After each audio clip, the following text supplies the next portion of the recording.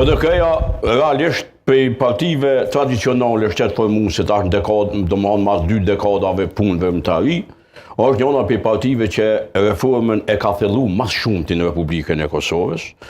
Kjo, edhe pse 2 liderët historik t'i quj tashma, tyne nuk janë këtu e thanë edhe kolegët e mi, sidoqoftë Memli Krasni që i shkojnë kredit që ka ditë me menaxhu partinë, ka ditë me e mojt tub, aq sa është ka qenë e mundur, në të rrethona pa lider. Dhe me men vetë, heq dorë nga kandidimi, plus që me të regu që nuk ka idhnim, është shef i shtabit zgjedhor. Kredit e një lideri që i bën reforma janë qëto. I dyti, që pak kush e thot, është Abelard Tahiri.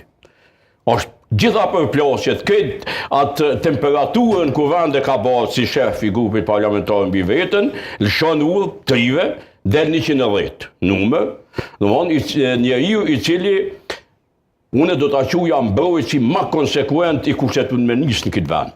Prandaj, PDK-n unë e shoh si parti të reformuar, e cila mundet me qeverisë me vendin, jo natyrisht e vetme sepse e tham arsyen pse, por me secilin partner. Zoti Hamza, njimi që gjithë na, po Milaimi ka qenë deputet, Beqi ambasador, unë kom qenë këshilltar në qeveri, kur ai ka qenë një ndër ministrat më të mirë financave që i ka pas Kosova, dhe duhet me thonë pa asnjë mdyshje.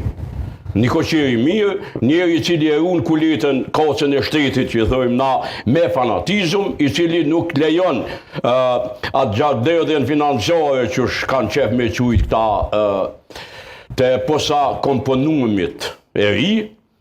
Dhe në këtë situatë, une i besoj që një qeverisje me zotin Hamza, Kosovar, në këtë rast, kishin mja pohojnë.